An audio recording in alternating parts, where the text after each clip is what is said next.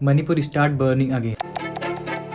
Violence, death, arson, ethnic violence. पर ऐसा हो क्यों रहा है मणिपुर में, और जो हमारी गवर्नमेंट है वो मणिपुर पर ध्यान क्यों नहीं दे रही है। मणिपुर में हो रहे वायलेंस के मेनली दो रीजन है। हम वीडियो में आगे बढ़े उससे पहले हमको ये पता होना चाहिए कि जो मणिपुर में कम्युनिटीज हैं वो कौन से रिलीजन से बिलोंग करती हैं। तो जो मैतेई कम्युनिटी है वो मोस्टली हिंदू लोग होते हैं, और जो कुकी कम्युनिटी होती है वो लोग क्रिश्चियन लोग होते हैं मोस्टली, और जो नागा कम्युनिटी है वो भी मोस्टली क्रिश्चियन ही होते हैं। जो मेन प्रॉब्लम शुरू होती है वो यही शुरू होती है, क्योंकि जो कुकी कम्युनिटी और जो नागा कम्युनिटी है उनके पास है शेड्यूल ट्राइब्स का रिजर्वेशन, और जो इसी की वजह से कुकी कम्युनिटी और जो नागा कम्युनिटी है उनको रिजर्वेशन मिलता है एजुकेशन और जॉब्स में। जो मैतेई कम्युनिटी है उनके पास ना तो ओबीसी का रिजर्वेशन है और ना ही शेड्यूल ट्राइब्स। हालांकि कुछ टाइम पहले मैतेई कम्युनिटी के पास भी शेड्यूल ट्राइब्स का रिजर्वेशन था, लेकिन उसको नेहरू जी ने छीन लिया था। अब इसी के बाद में मैतेई कम्युनिटी ने एक पिटीशन डाला हाईकोर्ट में कि उनको एसटी का दर्जा मिले, और हुआ भी कुछ ऐसा, हाईकोर्ट ने उसको पास कर दिया। और हाईकोर्ट के इसी डिसीजन के बाद मणिपुर के ऑल ट्राइबल स्टूडेंट यूनियन ने प्रोटेस्ट करना शुरू कर दिया, मार्च निकालना शुरू कर दिया। और ये मार्च जैसे ही चूड़ा चांदपुर में पहुंचता है ये मार्च वायलेंट हो जाता है। ये तो एक रीजन। और जो दूसरी और सबसे बड़ी प्रॉब्लम है उसको जानने के लिए हमको मणिपुर के जो इम्फाल वैली वहाँ पे चलना पड़ेगा। ये जो इम्फाल वैली है वो एक बाउल की तरह है। इट मीन्स कि इसके चारों ओर हिल्स हैं और बीच में समतल जमीन। समतल जमीन है वो पूरे मणिपुर का मात्र 10% एरिया है, लेकिन यहाँ पे लगभग 65% मणिपुर के लोग रहते हैं। और जो वैली की हिली एरिया है उसके नॉर्थ में नागा लोग और साउथ में कुकी कम्युनिटी के लोग रहते हैं, और समतल जमीन जो की काफी ज्यादा फर्टाइल है वहाँ पे मोस्टली मैती लोग रहते हैं। पर प्रॉब्लम की शुरुआत यहीं से होती है। जो मैती लोग हैं वो लोग हिली एरिया में जाकर जमीन नहीं ले सकते हैं, लेकिन जो हिली एरिया के लोग हैं, ये कुकी और नागा लोग, वो आके मैती लोग की जमीन ले सकते हैं। और जो तीनों कम्युनिटीज हैं वो अपने लैंड को लेकर काफी ज्यादा इनसिक्योर हैं, और मैती का इनसिक्योर होना बनता भी है क्योंकि मात्र उनके पास 10% लैंड है, उसके बावजूद भी वो लोग आगे इनके यहाँ बस रहे हैं। मैती और कुकी कम्युनिटीज के बीच में यहाँ तक प्रॉब्लम बढ़ गई है कि जो इनका पुलिस एडमिनिस्ट्रेशन है वो भी अलग अलग है। मैती कम्युनिटी का कहना है कि जो असम राइफल्स है वो की कुकी कम्युनिटीज के साइड है। कुकी कम्युनिटी का कहना है कि state police, state government, state administration ये सब मैती कम्युनिटी की साइड में है। ये जो वायलेंस हो रहा है इसमें म्यांमार के जो कुकी कम्युनिटी के लोग हैं उनका बहुत ही बड़ा हाथ है, क्योंकि वही लोग जो मोस्टली इंडिया में जो कुकी लोग रहते हैं मणिपुर में उनको वेपन सप्लाई करते हैं। आप जिसके भी हाथ में देखिए उनके हाथ में वेपन होता है, चाहे वो फीमेल हो, मेल हो, बच्चे हो। और ये लोग बस वेपन ही नहीं दे रहे हैं, ये लोग आके मैती कम्युनिटी के जमीन पर कब्जा भी कर रहे हैं, वो भी इलीगली। जो कुकी कम्युनिटी है उसके पीछे चीनो, मीजो और म्यांमार की कुकी कम्युनिटी का बहुत ही बड़ा हाथ है उनको उकसाने में, या फिर कह सकते हैं कि उनकी तरफ से लड़ने में। कुकी कम्युनिटी स्टेटहुड चाहती है, वो ये नहीं चाहती कि इंडिया का कॉन्स्टिट्यूशन हमारे यहाँ मान्य हो, और ना ही कोई IAS, IPS या फिर कोई भी जो गवर्नमेंट एम्प्लॉय है वो कि अदर रिलीजन का हो।